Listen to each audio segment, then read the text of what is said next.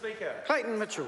Thank you, Mr Speaker. I'd like to first of all acknowledge my pleasure in standing and taking a call for the Civil Defence Emergency Management Amendment Bill on behalf of New Zealand First, and probably start my contribution off by adding to what Claire Curran has previously spoken about, because it is quite current from where I'm from in the Bay of Plenty in Tauranga, sir, and that is specifically to do with tsunamis and tsunami warning systems and a national expectation of there being a siren that is there that we can identify with. I mean, we all remember the Japanese tsunami. We certainly remember the 2004 Boxing Day tsunami, sir, and the issues that caused for so many people that weren't ready for it. And certainly in Papamoa and down the coastline in Mount Maunganui, there we have had many meaningful, long discussions, and at times quite heated, with regards to the concerns that local residents feel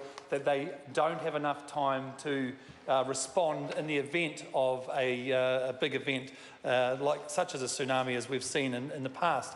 And it is very relevant because we have had a number of large earthquakes off the East Cape in recent weeks, and it certainly does get your ears pricked and your eyes very akin to coming up with a plan of escape. And there are stories in Japan where those escape routes that were planned for small children in schools to go to ended up being not in safe zones, and many young children were swept away in that tragic event. And we need to do everything that we can to make sure that we don't have an event that ends up with the same sort of tragic loss of life as we've seen around the world, sir. So certainly a chorus of support will be coming from the wider Bay of Plenty in Tauranga along our coastline there.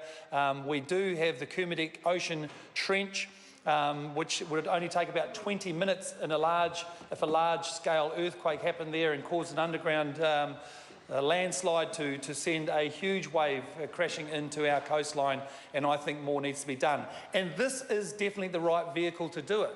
So I'd like to also say that New Zealand First will continue with our support along here, along the lines from the first reading to now the second reading, and with potentially some supplementary order papers that we may put through into the following stages, sir.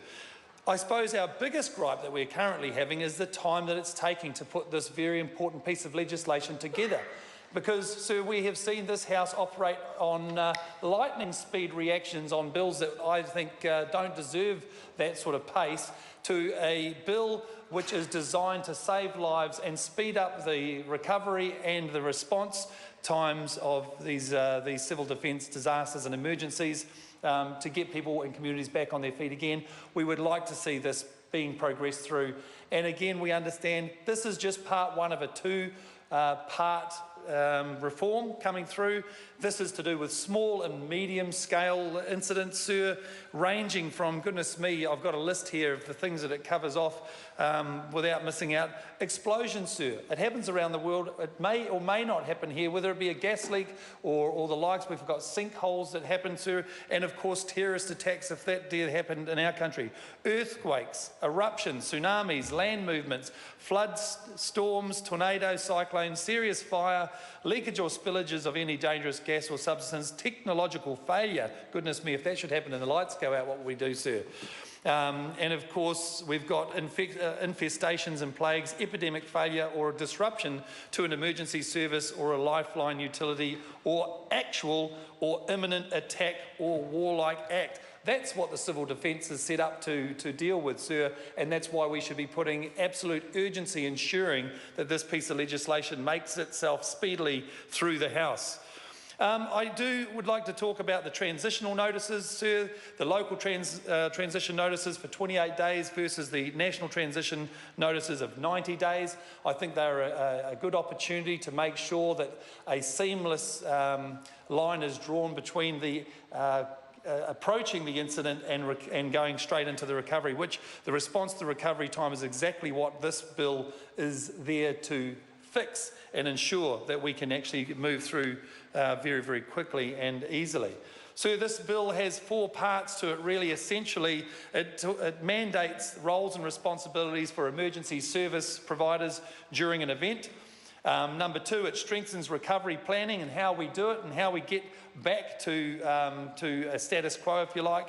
It provides a framework. For number three, it provides a framework to ensure a seamless transition from the response to the emergency to the initial recovery period, sir. And these are these transitional notices I just spoke of. And this here, sir, has got an enforcement aspect to it.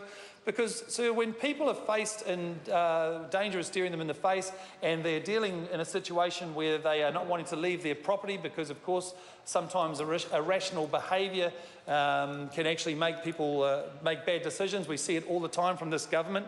And sometimes they need empowerment for somebody to step in to ensure their safety and take them out of harm's way. This bill enables that to happen so we can reduce the amount of people being put in harm's way and obviously therefore not putting others to go out there and protect those people and putting them into harm's way as well. And of course, finally, it gives legislative authority to allow Crown funding. Now, in a local civil defence emergency, of course, the responsibility goes on to largely the local government, and as it's been said, this will actually give some context around who pays what and making sure that the government actually comes up with what they need to, sir. What I would like to point out is an area that I think we would like to explore more. When we're talking about Civil Defence Emergency Management Coordinating Executive Group, sir, it's got here the Second Amendment recommended is to insert the new subclause 2, amending section 20 of the principle of the Act, which is to state that members who have been co-opted onto a CDEM coordinating executive group under section 1E may include a senior ambulance service officer. So we would like to see that may be turned into a must.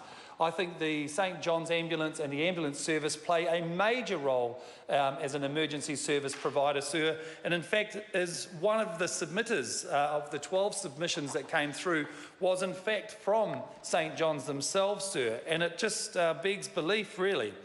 St John's New Zealand recommends, this is in the departmental report, St John's New Zealand recommends Section 4 of the Act be amended to include emergency ambulance services in the definition of emergency services. The fact that they are not recognised as an emergency service provider, sir, is quite laughable.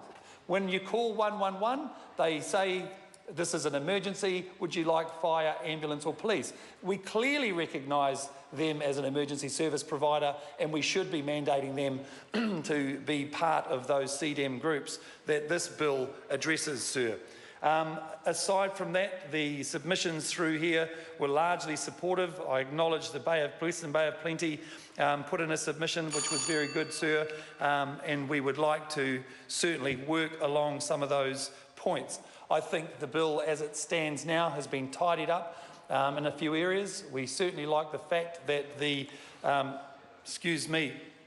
business to do with ministers' roles of power, particularly around the order and council provisions, do not exist in this bill, although it has been suggested that in part 2 of this review that this may rear its head, and certainly New Zealand First would be concerned, but we would certainly like to know to what extent there will be order and council provisions in part 2 of this review, sir.